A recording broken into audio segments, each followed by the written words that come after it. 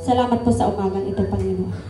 Salamat po sa opportunity, Lord, na binigay mo po sa amin ngayon na makarating dito sa imbahay-sambahan, Panginoon. Tinataas kita, Lord, sa umagang ito at sa bahay-sambahan ito, Panginoon, na ikaw, Lord, katagpuin mo ang bawat isa, Panginoon. Pangungusap ka sa amin ngayong umagang ito, Panginoon.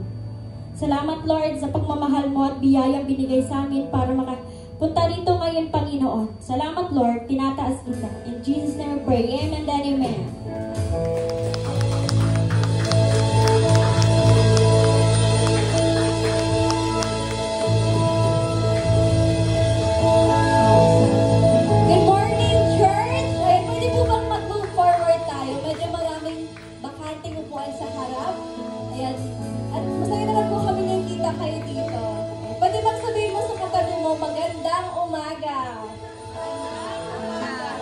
Alright, let's start your God as morning.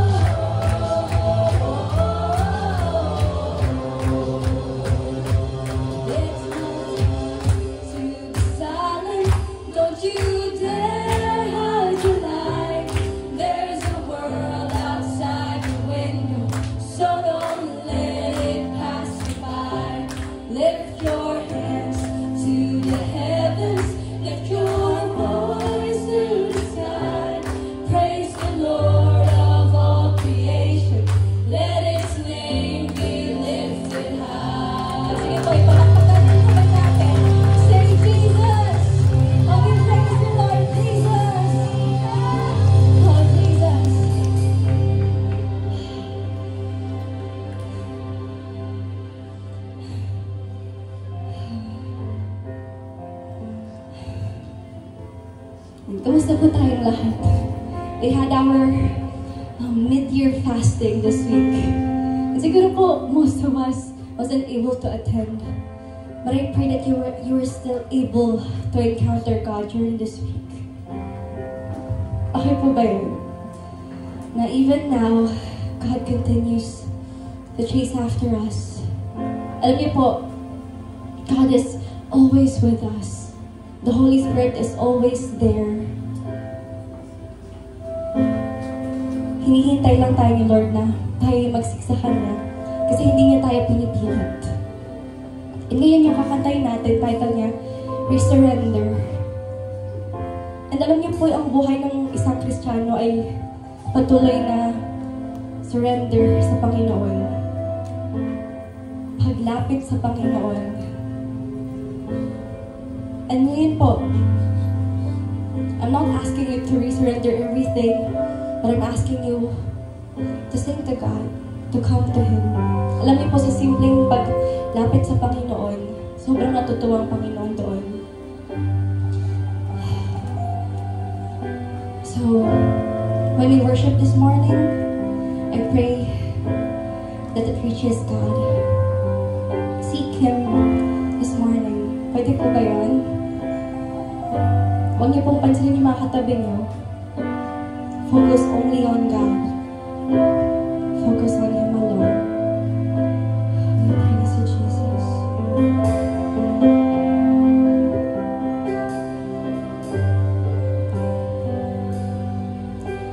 Turning over tables, you're calling for return. Our lives upon the altar, the things we did at first. You're clearing out the temple, you're clearing out the dirt. For we are your territory, Lord, we are your church. We are your people, you are our God. We are your temple, make us holy like you are.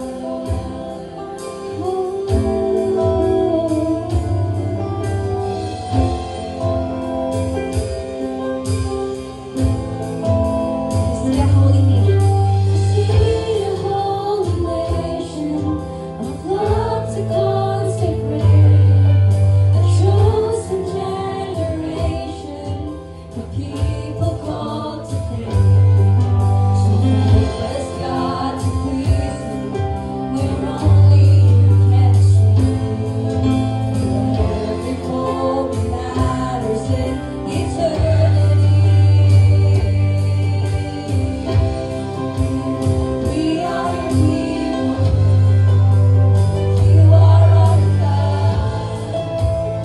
We are your temple, make us holy like you are. We are your children, you set us apart.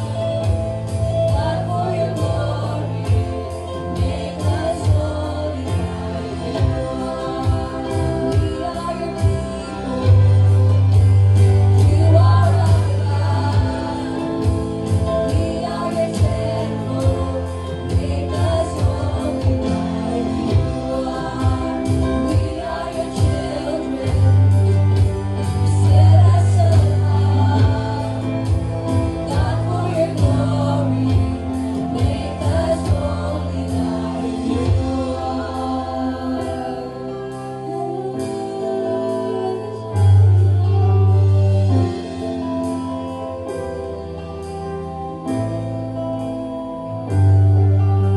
Mark your people with your presence.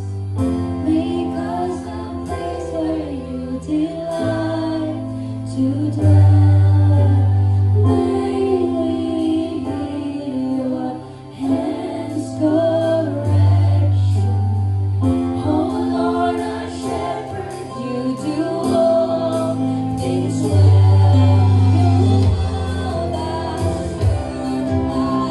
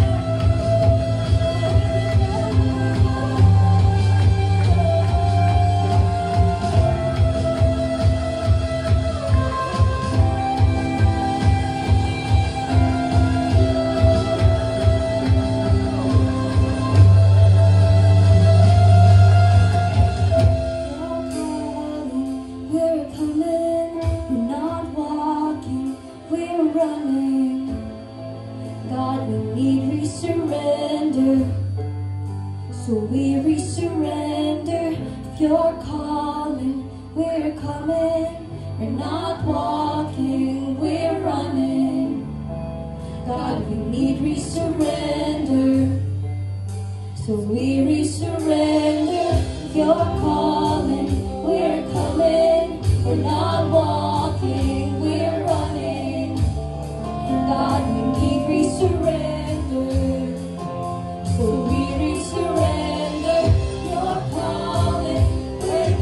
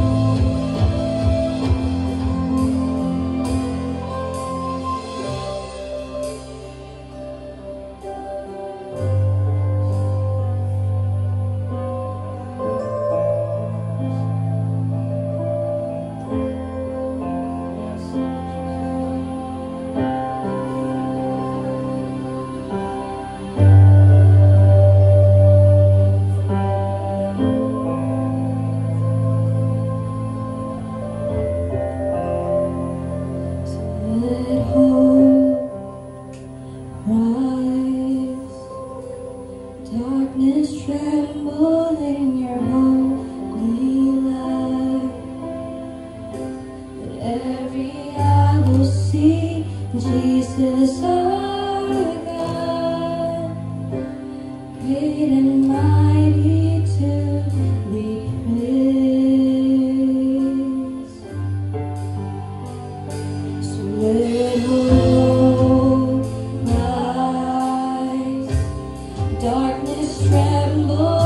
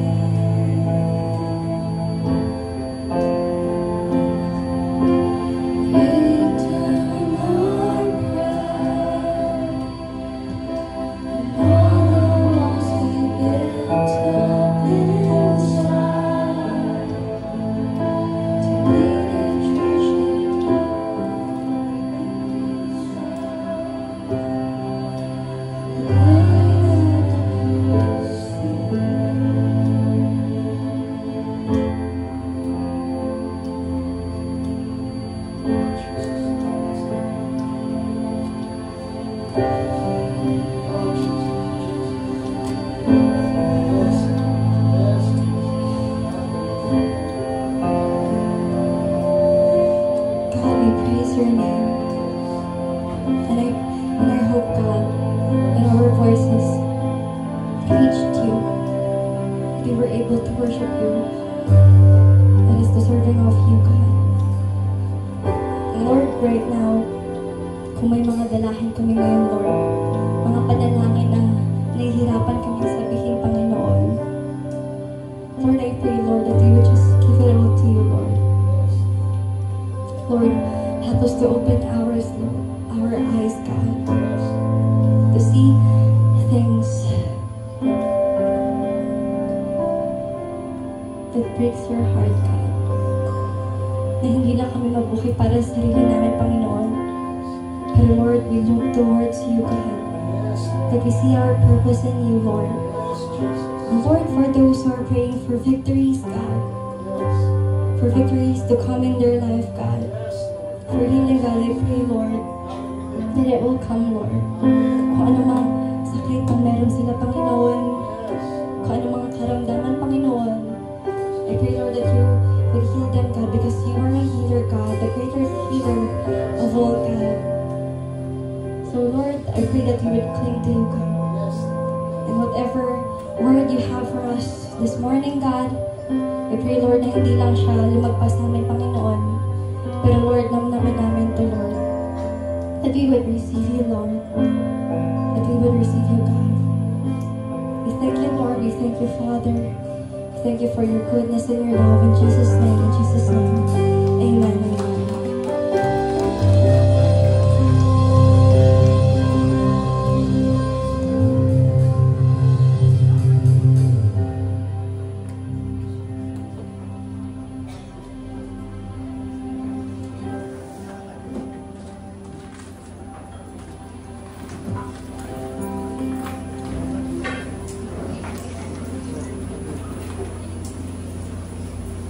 Ayan. Good morning po. Let us continue our worship through our giving. And ayan. Mag-share lang po ako ng konti. Parang buong year na to. Ayun, kalahati na ng taon. And yung half ng year for me, sobrang para siyang roller coaster. Hindi ko na alam ano nang nangyayari. Sobrang bilis niyang natapos. And hindi ko alam, while doing my script today, anong sasabihin ko, na nandun ako sa time na yun, nag-iisip anong sasabihin ko. And I realized how God done something for me. How God makes me stand again in here. Alam niyo po, pagbalik ko after ko ng board exam, may nag-tap na agad sa akin for giving. Ayan. Ayun po ang nangyari sa akin. Not blaming them, but ayun. After board exam, may nag-tap na agad sa akin for mag-speak up for devotion, mag-speak up for prayer meeting, mag-speak up for giving. And hindi ko alam anong sasabihin ko all throughout kasi I've been in that roller coaster na yung spiritual life ko, minsan mataas, minsan mababa. And on that moment, sobrang nakakatakot. And I've been reminded of this verse. Sabi niya sa John 14:11 to 14. Palabas mo ng verse. Ayun, nabasay ko pala. Ang sabi niya doon, believe in me when I say that I am in the Father, and the Father is in me. Or at least believe on the evidence of the work themselves. Very truly, I tell you, whoever believes in me will do the works that I have been doing. And they will do even greater things than this, because I am going to the Father. And I will do whatever you ask in my name, so that the Father may be glorified in the Son. You may ask me for anything in my name, and I will do it. Ayun, wala pa rin. I just want to highlight two things. Ang sabi niya dyan, we can ask whatever it is in Jesus' name. Si Jesus po yung nagsasabi dito. So yung mga I, si Jesus po yun. Sabi niya doon, we can ask anything in His name. And the other one that I want to highlight, so that the Father may be glorified in the Son. Grace-filled giving, sobrang gracious ni God, sobrang mapagbigay ni God. And at some point, we might overlook kung bakit ito yung nangyayari sa akin. I am in the lowest of my life. I've been on the lowest days of my life. Siguro ang tanong natin, bakit tayo nandoon? Kung mabuti yung Diyos natin, ba't nandito ako sa pinakamababa? Or whenever we are on the ups of ourselves, ang tanong natin, bakit nandito ako sa pinakamataas? Lagi, kapag nandun na tayo, ang sagot natin, kasi trinabaho ko to. But no, it will always be what we ask with Jesus and through the Father. So we can give right now because grace-filled giving allows us to experience the generosity of our God more fully. Okay. Hawakan po natin yung mga ibibigay natin. Let us pray. Lord, maraming salamat that whenever we give, we can experience you more. Doon namin nakikita na generous ka. Doon namin nakikita na mapagbigay ka. Lord, help us to fully worship you whenever we give. To fully worship you whenever we do things. Lord, alam mo yun, mahirap magbigay ng iniisip para ma-worship ka. At some point, it can be a burden. Or at some point, para na lang kaming na-obliged to give. Whenever we come to the church, in tithes and offering. But Lord, let us remind us that it is you who give first. It will always be you who give first. Lord, whether we are on the lowest of our lives, I pray God na i-remind mo kami kung bakit ka generous. Kung bakit kami nandun sa lowest point na yun. Or whether we are on the highest point.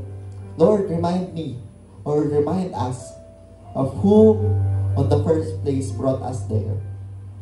Lord, maraming salamat kasi napakabuti mo.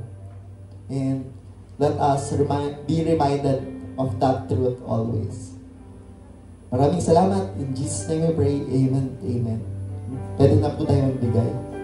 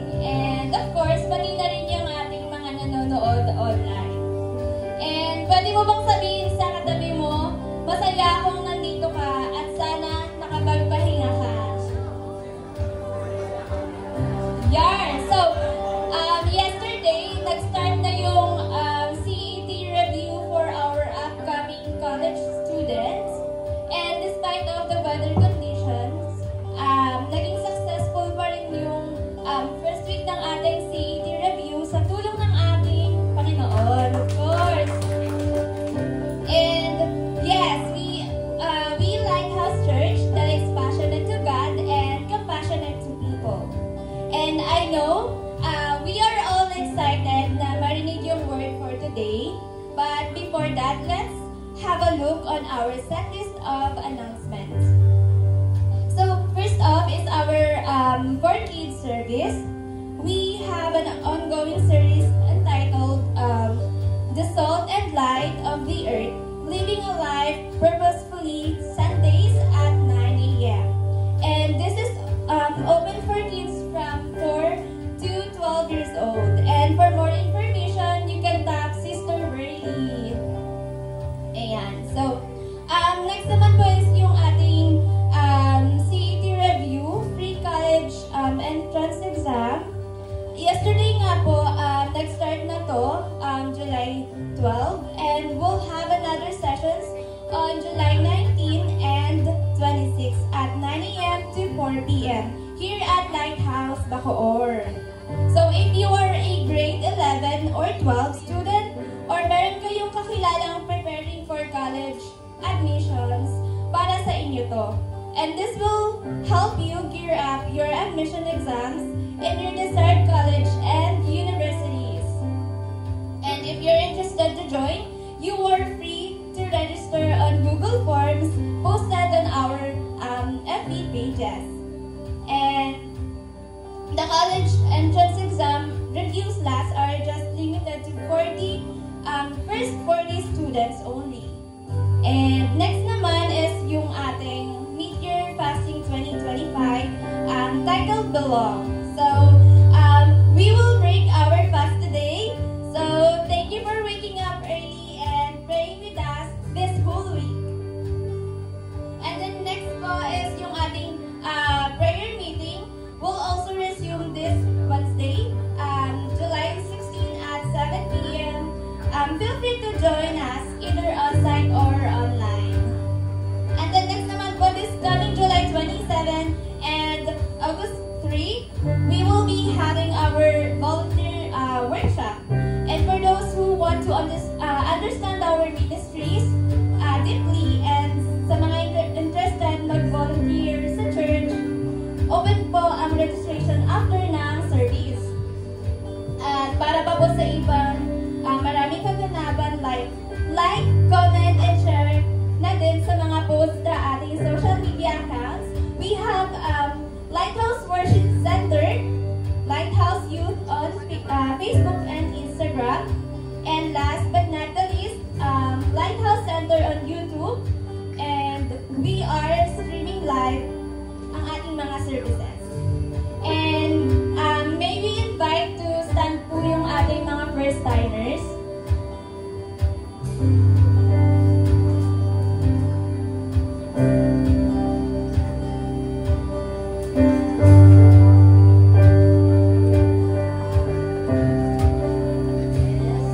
Yan. So may sasabihin po yung church sa inyo in 3, 2, 1. We love you with the love of the Lord. And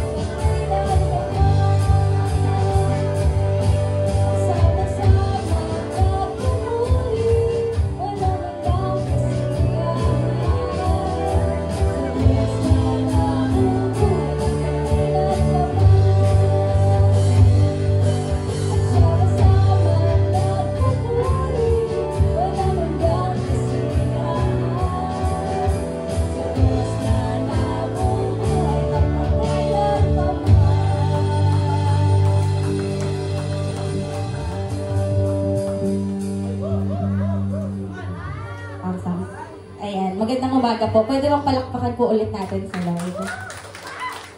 Ulit lang po.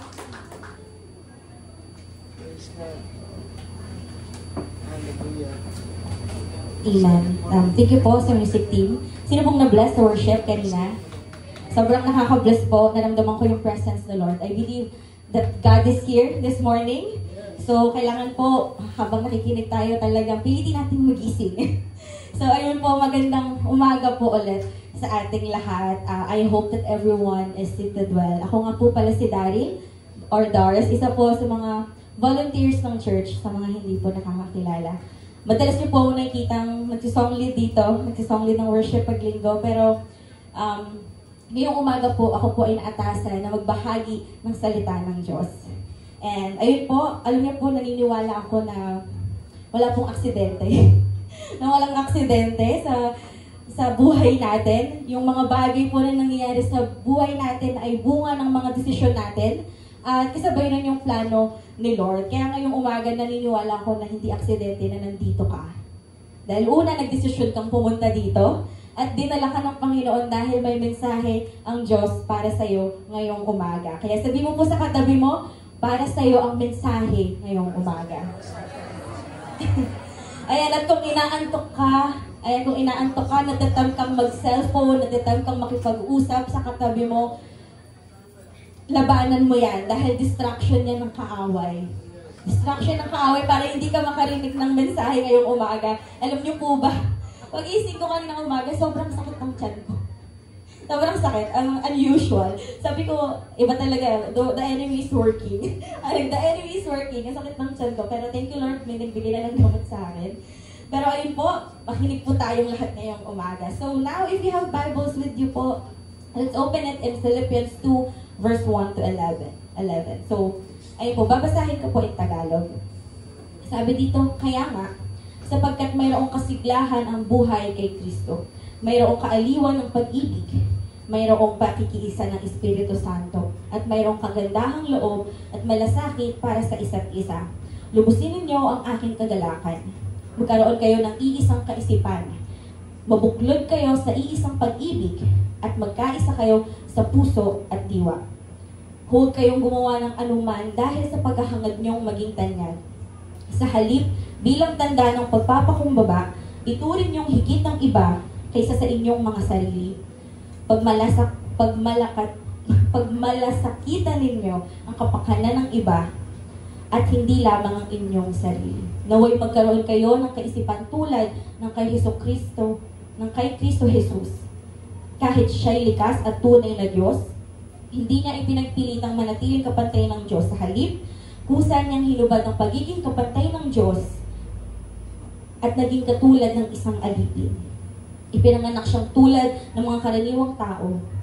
At nang si Kristo'y maging tao, nagpakumbaba siya at naging masunuri hanggang kamatayan, maging ito man ay kamatayan sa krus. At dahil dito, siya'y lubusay itinaas ng Diyos at ibinigay sa Kanya ang pangalang higit sa lahat ng pangalan.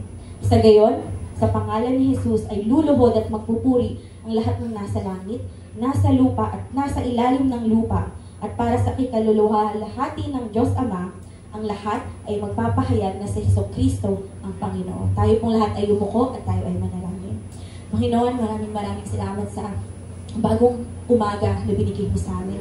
Salamat sa bagong lakas, sa bagong pag-asa na ibinigay mo sa amin. At hayaan mo na ngayong umaga, Lord, we pray that you soften our hearts, God. Palabutin mo yung puso namin, Panginoon, na kahit anumang salita ang maririnig namin, Panginoon, hahayaan namin to na baguhin, Panginoon, yung laman ng isip namin, yung laman ng puso namin, Panginoon. Lord, change us, God. Change our hearts, Panginoon. At mong hayaan na yung oras na to, Panginoon, ay hindi namin maibigay para sa iyo, Panginoon. Samahan mo kami, Panginoon, ikaw may taas ngayong umaga. In Jesus' name we pray. Amen and amen. Ayun, ngayong umaga po, ito na po ang huling araw ng ating mid-year feasting. Sa buong linggo po tayo ay nanalangin at nag-fasting para i-seek yung direction ni Lord. Ilan po sa atin ay alam kong puyat dahil maagang gumigising nitong mga nakarang araw. 5 a.m. po ang start ng devotion. Kahit kanina nahihirapan akong matulog kasi nakaset na yung katawan ko na 4 a.m. dapat gising na ako. And ayun, congratulations po sa lahat ng mga nakakumpleto ng morning devotion natin. Sa lahat ng speakers na nagsalita, maraming salamat po. So for this year, for this mid-year feasting, ang title po natin ay Belong. Ayan, belong. Bakit belong? Alam niyo po, yung verse na binasa natin kanina, ayun po yung verse na pinangahawakan ng church natin ngayong taon. And our vision and our goal for this year is to create and foster home inside our church. And have this shared life and shared joy. And alam niyo po, we can achieve this if we know that we belong in this church and to each other. So, now, what do we mean by belong? Ano po ba ang ibig sabihin ng belong? Ang sabi po, it means to be in the right place, to be part of something, or to be accepted or included in a group, organization, or community. So, ibig sabihin po, pag sinabing belong, it's finding a place where you fit in. Nakakahanap ka ng lugar kung saan meant to be ka doon. Parang gano'n, nakakasalamuha ka sa iba. So, alam niyo po, tayong tao, nature po natin na magkaroon ng need to belong. Na maghanap ng paglalagyan natin. Ito po yung pakiramdam na kapag pumasok ka sa isang lugar o sa isang kwarto, you have this feeling na you are at home. Diba? Na at home ka doon. Dito sa church, at home ba kayo dito sa church? Yes. So, ayun po, belonging is not just about having a shared connection. Hindi lang siya basta kakilala mo yung bawat isa, but it is knowing that you are accepted and valued in that place. So, when you say that you are belong in Lighthouse, alam mo, natanggap ka at ginavalue ka sa loob ng simbahan. Amen? Ayun po yung ibig sabihin ng belong. At kapag tinignan niyo po yung hierarchy of needs ni Abraham Maslow, sa mga nag-aaral dyan, yung sense of belongingness ay isa sa mga malaking dahilan kung bakit tayo kumikilos. Yung hierarchy of needs ni Abraham Maslow, yun yung naka-pyramid. Naka-pyramid siya kung saan yung basic needs yung nasa baba at yung mga mas complicated na needs ay nasa taas. At yung pangangailangan ng love at belonging, nasa gitna siya ng pyramid. Nasa gitna siya. Kasama siya sa social needs natin. So, to belong po, yung to belong, is important. Mahalaga po yun. It is a crucial part of our life. And I believe that we are blessed because we are part of this church. So we know that we belong. Sabihin mo ka sa tabi mo, you are belong. You are belong. Alam niyo po, it sounds wonderful po, no? Pag sinabing you are belong. Pero in reality, it's not always flowers and butterflies. Because building a community or a church where everyone feels they belong can be challenging. Challenging po yun na mag-build tayo ng isang community na lahat pakiramdam ay belong. And I have reasons na sasabihin sa inyo. Unang-una, because we have diverse backgrounds. Ibig sabihin, lahat tayo may kanya-kanyang kultura na pinanggalingan, may kanya-kanya tayong values at experiences, kaya minsan, mahirap makahanap ng common ground.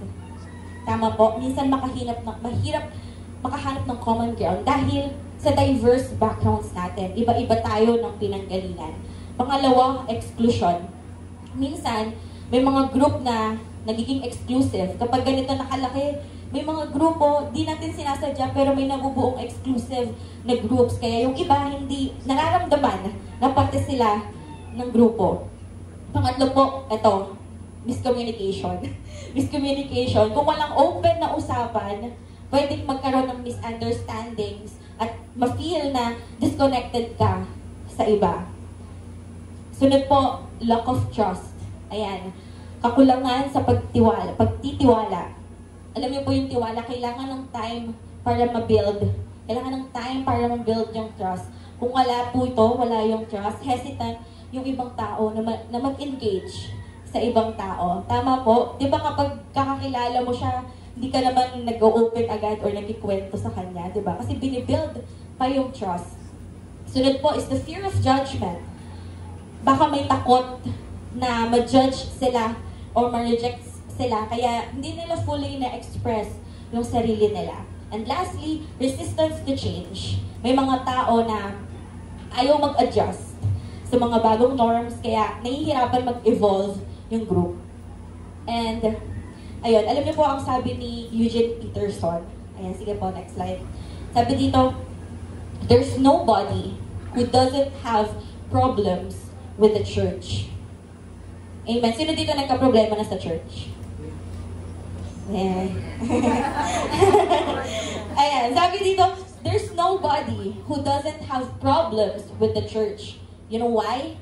Because there's sin in the church. There is sin in the church. But, sabi ni Eugene Peterson, but, there's no other place to be a Christian. Wala nang ibang lugar para maging Kristiyano tayo kundi dito sa simbahan. Wala nang ibang lugar kung saan pwede natin matutunan paano maging Kristiyano kung hindi dito lang sa simbahan. There is no other place. There is no other home. Amen?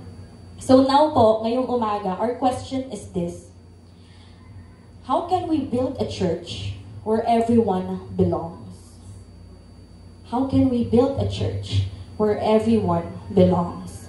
Ngayon po, babalik tayo sa verse na binasa natin kanina.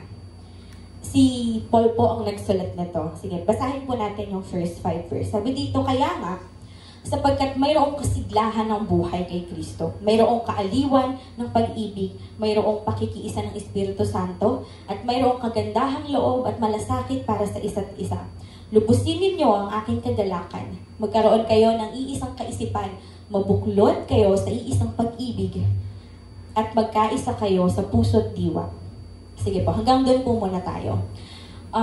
Katulad po ng sinabi ko, ito pong letter na to, isinulat po ito ni Paul sa kulungan. Si Paul po ay nakakulong at this time at sinusulat niya to sa mga taga-Philippians. And a little background lang po. Si Paul at yung mga taga-Philippi, they have a great relationship.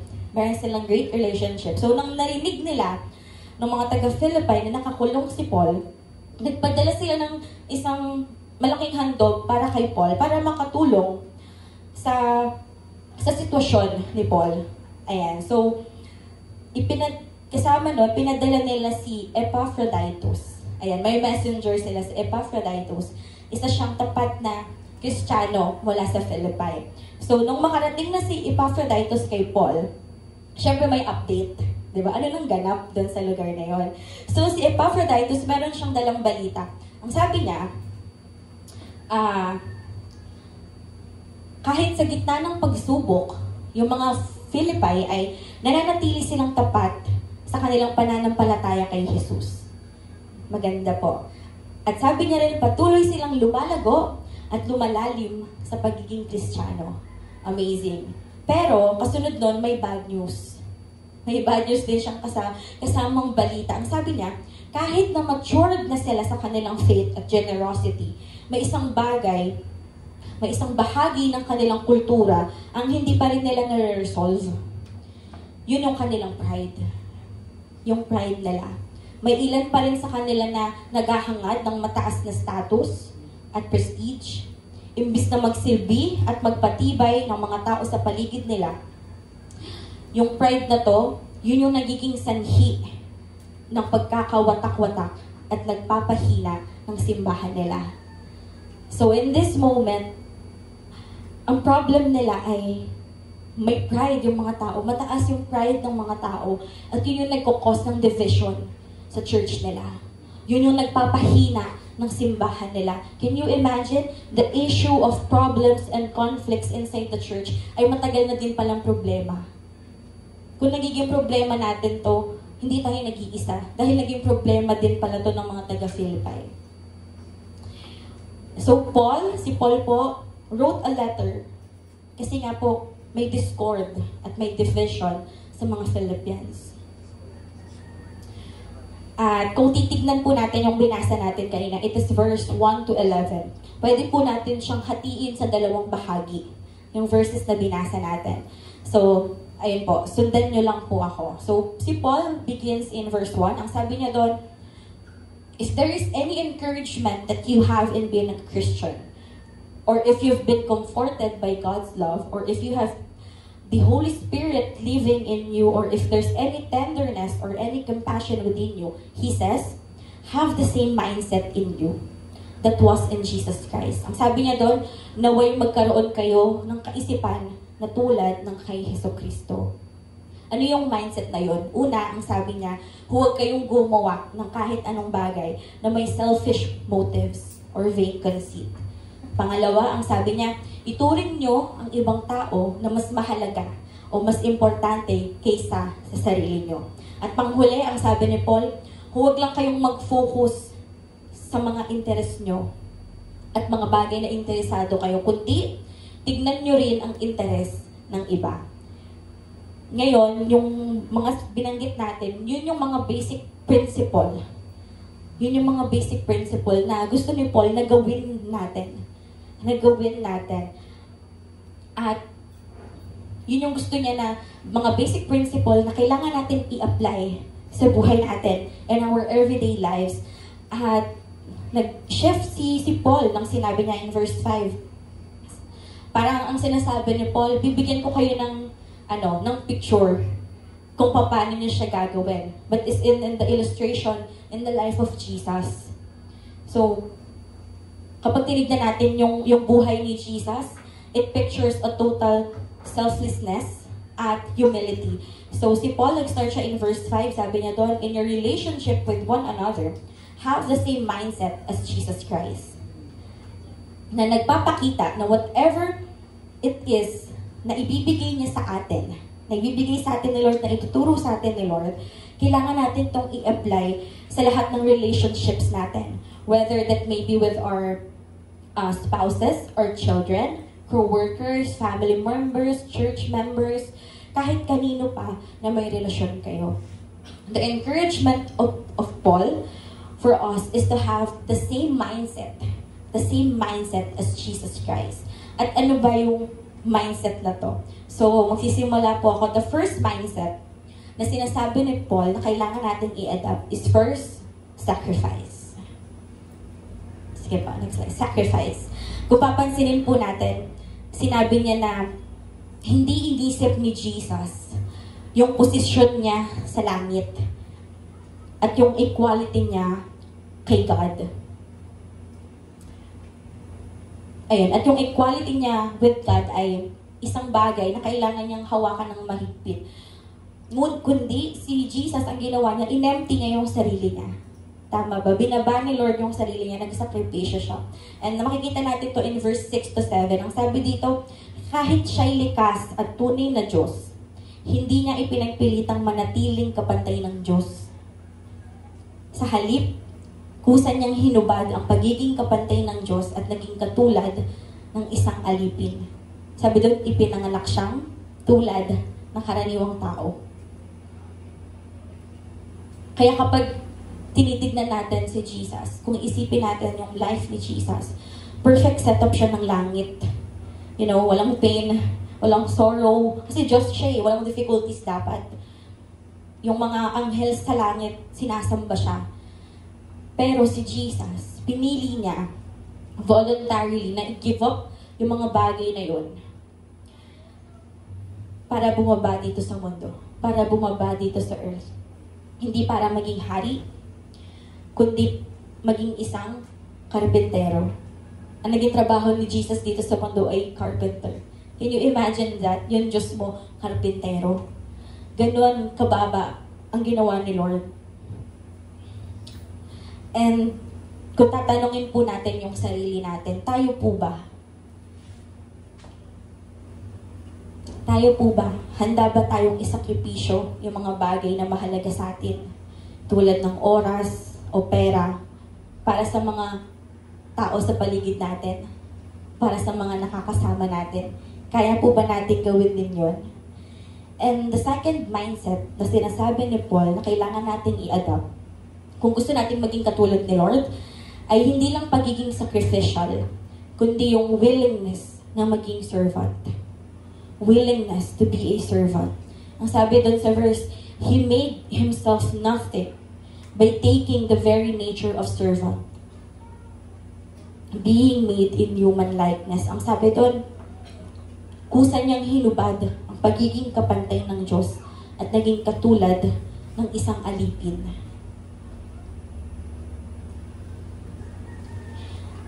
Nakita natin dito na si Jesus, step down in terms of humility.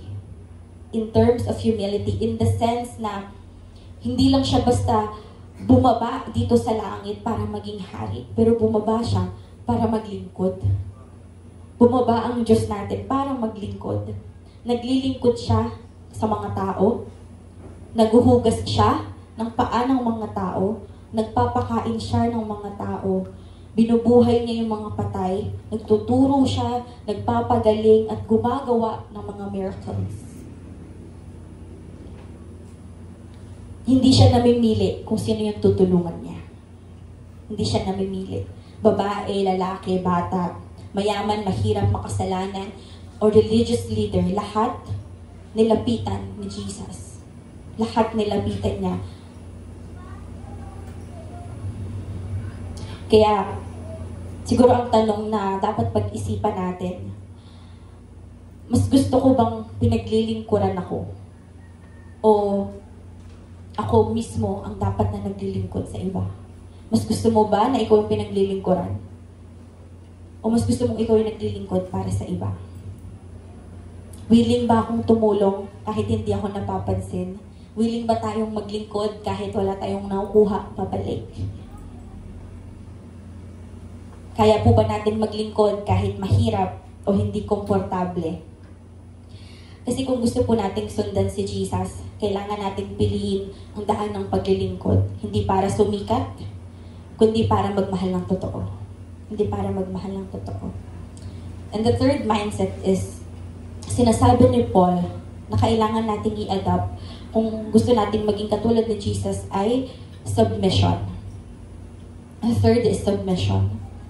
If you will read verse 7 to 8, ang sabi dito, sa halip, kusa niyang hinubad ang pagiging kapantay ng Diyos at katulad ng isang alipin, ipinanganak siyang tulad ng karaniwang tao at nang si Kristo ay maging tao, nagpakumbaba siya at naging masunurin hanggang kamatayan. Maging ito man ay kamatayan sa krus. It says here that Jesus was willing to be obedient, even to the point of death.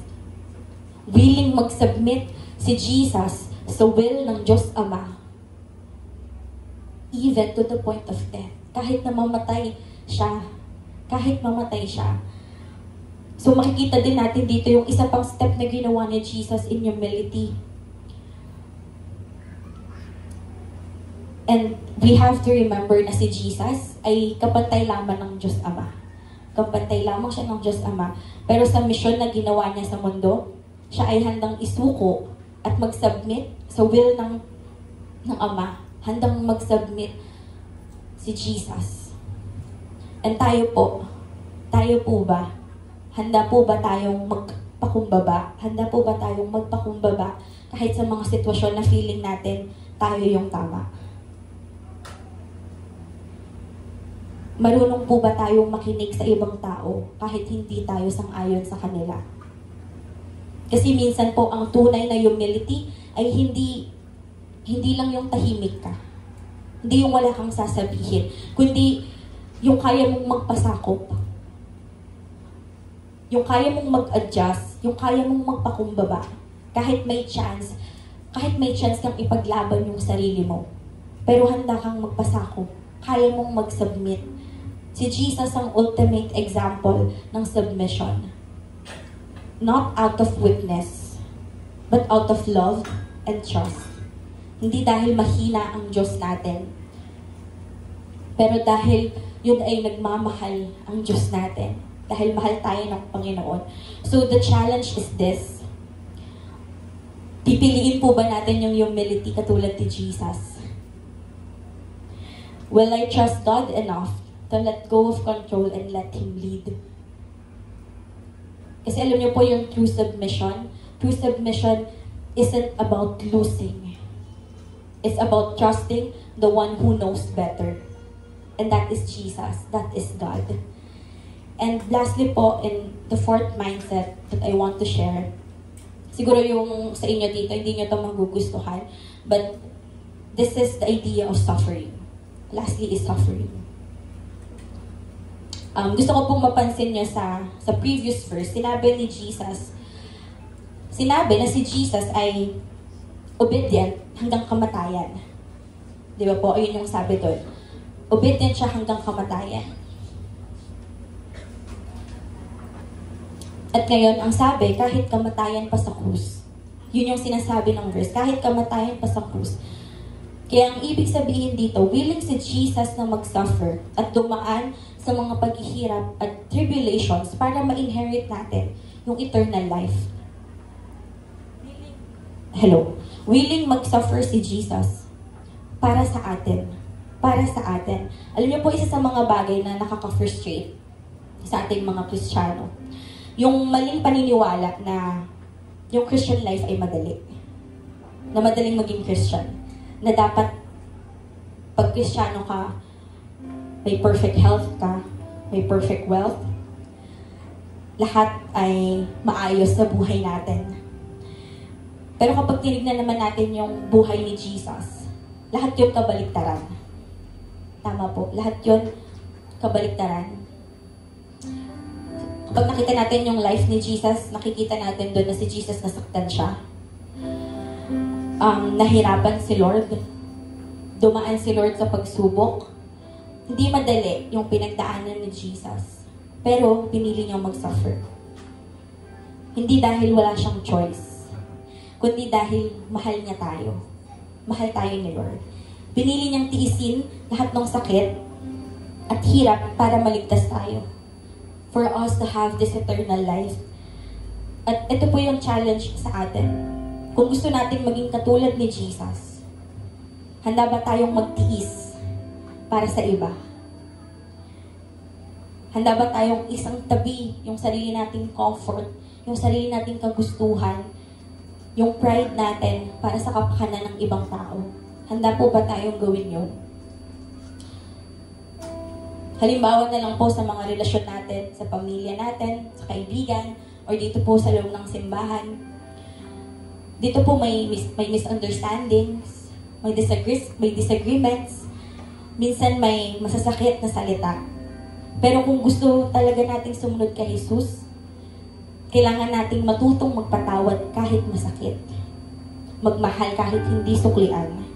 At magtiis kahit hindi na komportable. Kahit hindi na komportable. Alam niyo po, true Christ-likeness doesn't always show sa gandang sinasabi natin. Sa mga sinasabi natin, madalas makikita to, yung Christ-likeness, makikita to sa kung paano tayo kahanda magsakripisyo para sa iba. Kaya, tanungin po natin yung sarili natin ngayon. Gaano ka willing na i-give up ang comfort ko, ang pride ko, ang time ko, ang resources ko para mahalin at paglingkuran ng iba, gaya ng ginawa ni Jesus. Alam mo po, isipin po natin yun. Gaano ba tayo ka-willing? Gaano ba tayo ka-willing? So now the question for us is, what does it mean to have the same mind as Christ? Ano ba yung ibig sabihin nun? To have the same mindset as Christ? Una, kailangan natin maging willing na magsakripisyo. Pangalawa, kailangan natin maging willing na maglingkod sa isa't isa. Pangatlo, kailangan tayong mag-submit sa isa't isa.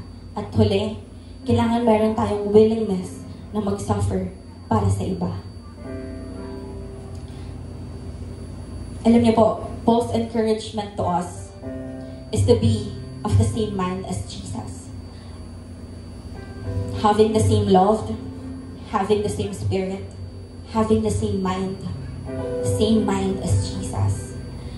Ako po, alam niyo po, 11 years na po ako sa church. Tagal na. Ayan, sa tagal ko po sa church, na-experience ko na siguro lahat ng klase ng conflict. Ayan, nasaktan ako ng iba. Nakasakit ako ng iba. May mga petty. na problema, meron ding malaki. And you know po, I am grateful to the Lord. Dahil sa lahat ng yun, lagi niya akong dinadirect na piliin ang tama. And that is to always to choose love. Na piliin, na laging piliin na magmahal. Alam niyo po, if we genuinely care for other people, if we genuinely love other people, forgiveness is easy. Sacrifice is easy. Serving is easy. Submitting is easy. Humbling ourselves will be easy. Kasi alam niyo po, pinapadali ng pag-ibig yung mga bagay na mahirap. Pinapadali ng pag-ibig ang mga bagay na mahirap. Pwede mo ba yung sabihin sa katabi mo, pinapadali ng pag-ibig ang mga bagay na mahirap? Amen. So, I will end with this illustration.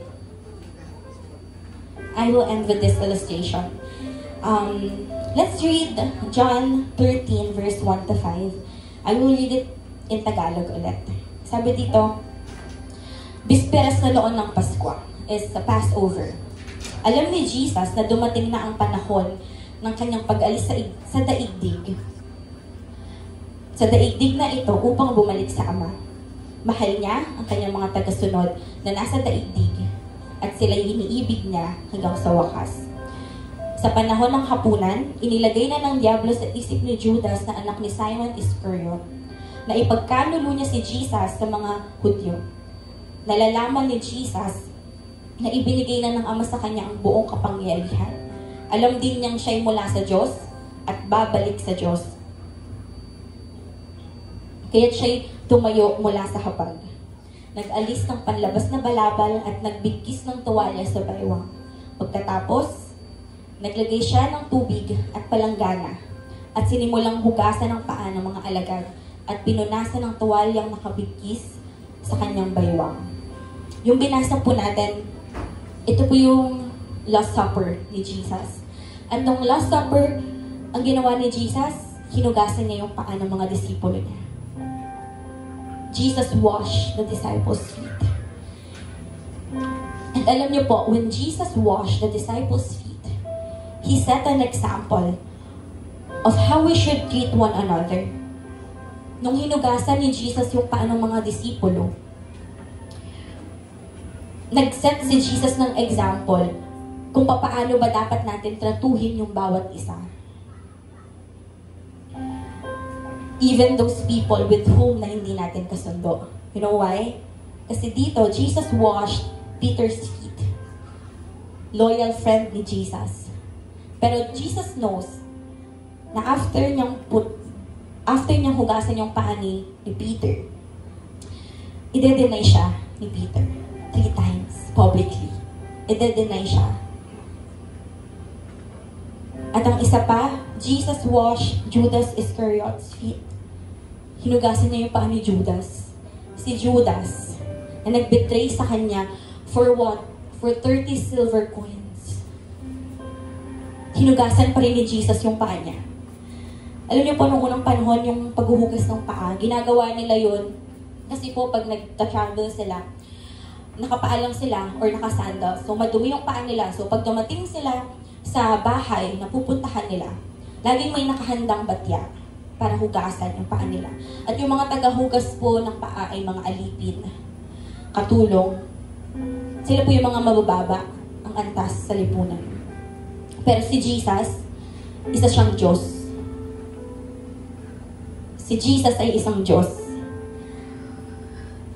Sa huling pagkain kasama yung mga disciples, kumuha siya ng palanggana, pinuno ng tubig, at nagsimulang hugasin yung mga paa ng disciples. Hindi ito basta paghugas lang ng paa dahil madumi yung paa nila dahil sa paglalakad. Pero ginawa ito ni Jesus para ipakita kung paano tayo dapat nagpapakumbaba at nagtutulungan para sa isa't isa. Alam niyo po, foot washing, yung paghuhugas ng paa, it requires humility on the part of both parties. Hindi lang yung naghuhugas yung nagpapakumbaba. pero yung tao na pumapayag din na magpahugas ng paa. It was an act of mutual admiration, yung paghuhugas ng paa. And honestly po, medyo weird, no? Yung custom na yon na paghuhugas ng paa. Siguro dahil hindi tayo sanay dun. Pero alam niyo po, may ganda at lalim sa eksenang yun. Alam niyo po, the church vision to create and foster home in our church help us to see how each of us can love our neighbor even as we have differences and serve one another with more kindness and respect. And to answer our question kanina, ang question po natin, how can we build a church where everyone belongs? Alam niyo po, the answer is simple. Simple lang. But it takes a lifetime of work. Medyo matagal na proseso. Tagal na proseso. Hindi biglaan. Ang tanong, how can we build a church where everyone belongs? If we will have the humility as Jesus Christ. Magkakaroon tayo ng ganitong klaseng simbahan kung tayo, we have the same humility as Jesus Christ. Alam niyo po yung humility? Humility is not thinking less of yourselves. It is not about thinking poorly of yourself. But humility is simply not thinking of ourselves at all. Yun yung hindi mo naiisipin yung sarili mo. Kasi alam mo na yung buhay mo nakasentro na sa Panginoon at lahat ng meron ka ay alam mong galing sa Panginoon. Kaya kaya mo nang hindi isipin yung sarili mo. Kaya mo nang magpakumbaba sa iba. Hindi ito tungkol sa pagpapataas ng sarili sa mata ng iba. Tulad ng pagiging pinakamatalino, pinakamagandang damit, pinakamayaman, o pinaka-perfect ang buhay. Pero katulad ni Jesus, ito ay tungkol sa pagiging lingkod sa mga tao, sa paligid natin at paghahanap ng paraan para mapabuti sila. Alam niyo po, habang tayo ay lumalago sa kababaang loob, mas lalago rin tayo sa pagkakaisa. Alam niyo po, to belong and to be united does not mean na kailangan pare-pareho tayo sa loob ng church. Na dapat perfect yung church, na dapat walang away, walang conflict dito sa church. Ngayon po, tignan mo yung katabi mo. Tignan mo yung nasa harap mo naman. Tignan mo naman yung nasa likod mo. Sige, ikot mo yung mata mo. Tignan mo yung mga kasama natin dito sa loob ng simbahan. Nakita na po ba natin sila? Meron dyan matampuhin. May palangiti. May malakas mang asar.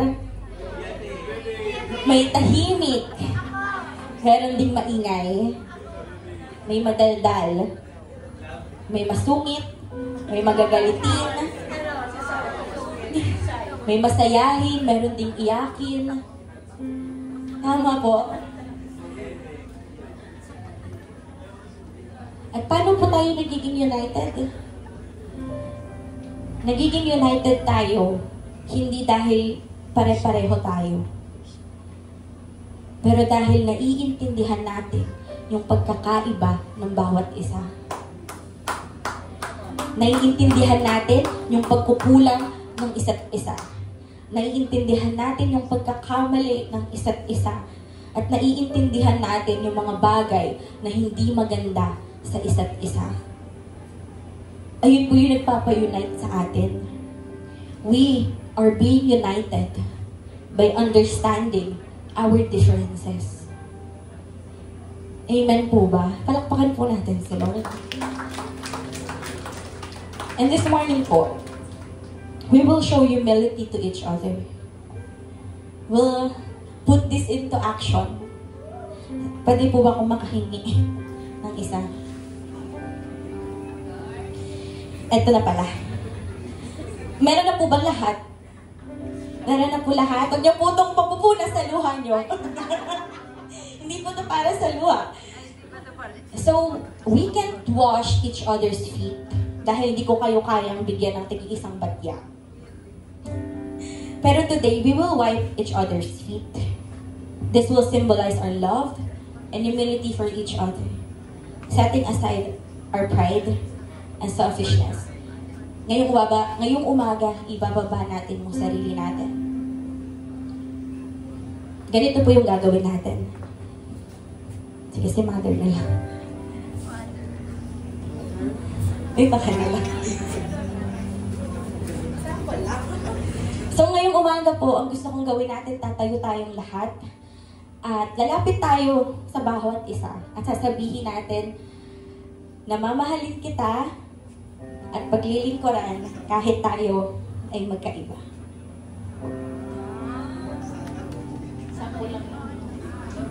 Totoo yun. So, ngayong umaga po, tumayo po tayong lahat. Tayo tayong lahat. At sasabihin po natin yon. Sabihin po natin, mamahalin kita at paglilingkuran kita kahit na meron tayong pagkakaiba at pupunasan po natin yung paan nila. Sige po, simulan po natin. Let's roam around and let's do this.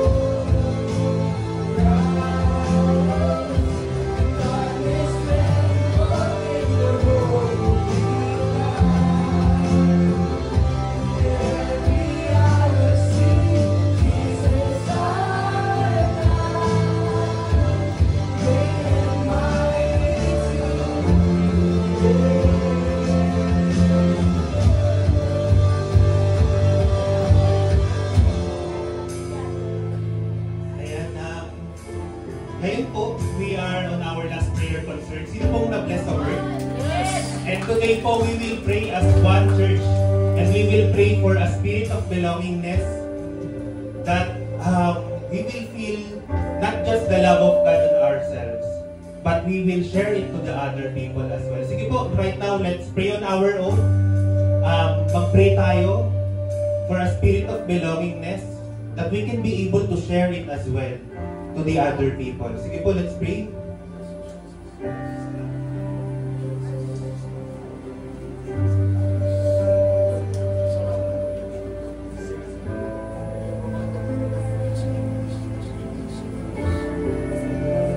Come on, pray about it. Turuan mo yung puso mo na magmahal ng kapwa mo sa simbahan. Turuan mo yung puso mo na magpakumbaba at humingi ng tawad, magmahal ng ibang tao.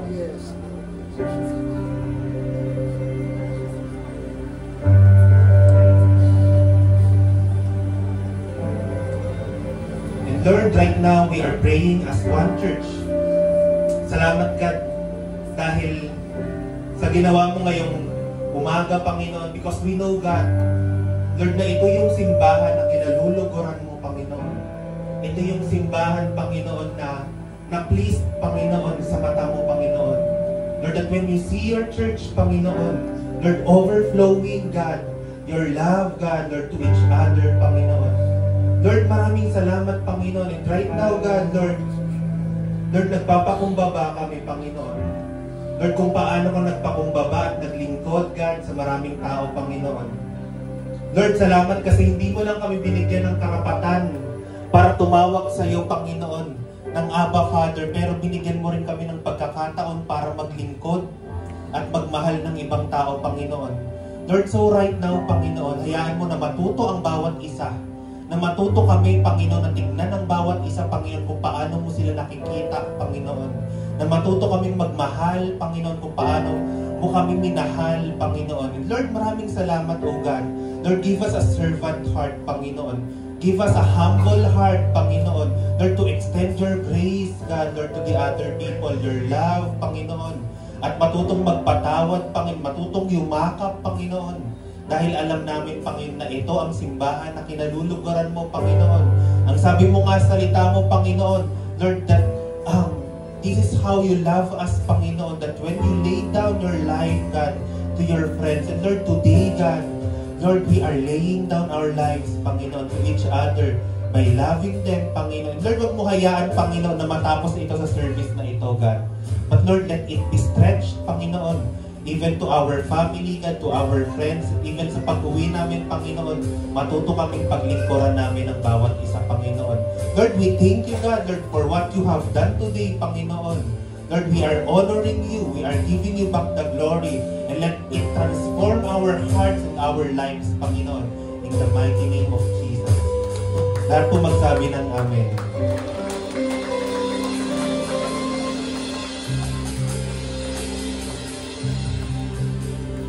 Sige po, para sa ating benediction, taas po natin ang ating mga kamay.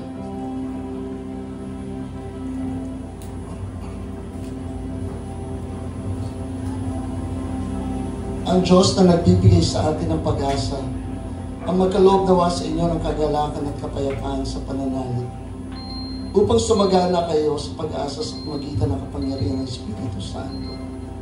Naway lubusan kayong pabanalin ng Diyos na siyang nagbibigay ng kapayapaan at naway panatilihin niyang walang kapintasan ang buong niyong katauhan, ang Espiritu, kaluluwa at katawan. Naway sumayin niyong lahat ang pagpapala ng Panginoon Jesucristo. Amen and Amen. And just before we end, we're going to praise God. Sige po, lahat po tayo may puri sa Panginoon.